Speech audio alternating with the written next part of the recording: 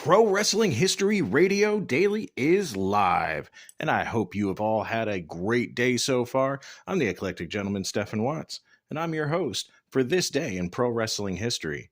So take a few minutes, join me as we look at all the pro wrestling birthdays, pro wrestling deaths, title changes, and big moments for this day in pro wrestling history. But before we get started, don't forget to like, share, and subscribe. And without further ado, let's get our wrestling nerd on. It is February 24th, and we're going to start off as we always do on a positive note.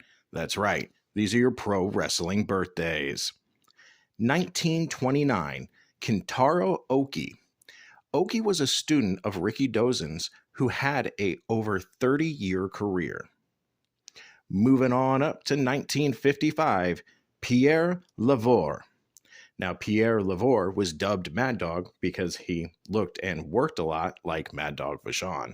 He wrestled primarily in Canada, starting at the age of 17, but did a few runs for Japan and the WWF. And moving on to our final birthday, 1984, Corey Graves, WWF commentator, indie wrestler, short NXT run, married to a very attractive young lady, and we will leave it at that. Moving on, of course, on the flip side of that coin, to your pro wrestling deaths for February 24th. 2021, NWA wrestler Josephus. Now, he was a former NWA Southern Heavyweight Champion and a big part of the early days of the Billy Corgan era of the NWA. Back when they were still doing the blue and yellow and really trying to focus on the tradition and not the outlaw mud show weird BS we're getting now. All right, enough of that mess, enough of the sad stuff, enough of the thinking of how the NWA is being butchered nowadays. Let's go on to the meat and potatoes. That's right. These are your title changes and big moments for February 24th.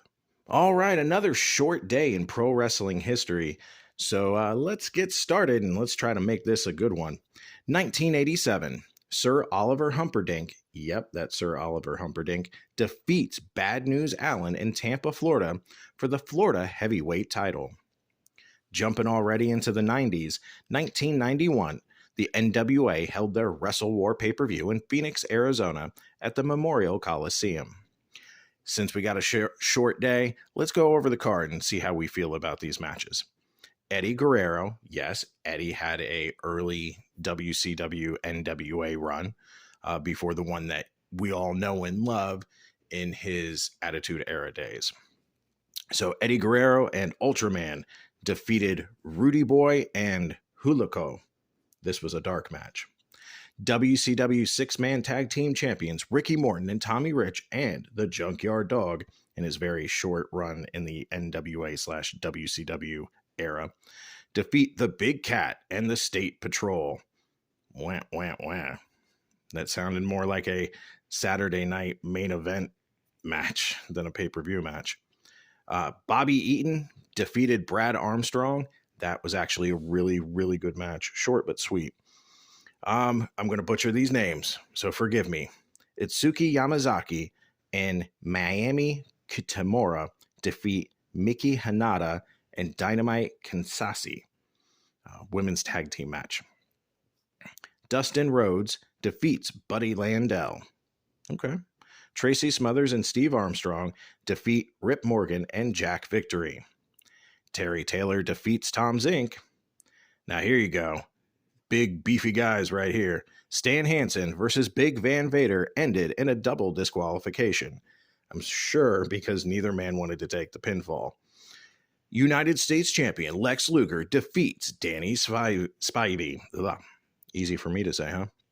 The Freebirds, the later version, Michael Hayes and Jimmy Garvin, defeat Doom, Butch Reed, and Ron Simmons to win the World Tag Team titles.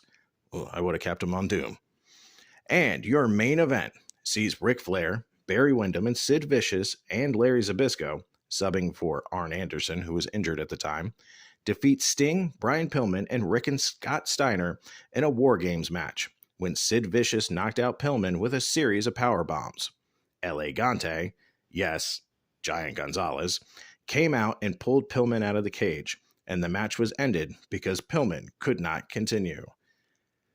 I think the only match worth watching on there is the Bobby Eaton and Brad Armstrong match. Whew. Early 90s WCW was rough. Moving on to 1992, Coco Beware defeats Kamala for the USWA Unified Heavyweight title in Memphis, Tennessee, and Jerry Lawler cries. 1995, UFC star Dan the Beast Severn defeats Chris Candido in Kentucky for the NWA World Heavyweight title, beginning a reign that would last over 4 years. The dark era of the NWA World title. And yes, we're ending already. Short day in wrestling history. 1997, Six, aka Sean Waltman, defeats Dean Malenko for the WCW Cruiserweight title in San Francisco, California. All right, I know it's a short one, and I know I don't typically go over 2000s, but a quick little cliff note. This is the day that the WWE Network started. And of course, it's this year at the end of 2024 where the network completely goes away, even internationally. Did you enjoy the WWE Network, or are you happy that it's, basically going to Netflix? What are your favorite memories of the WWE Network? Let me know in the comments below. But until tomorrow, you all have a wonderful day. Take care of yourselves and each other. See you tomorrow.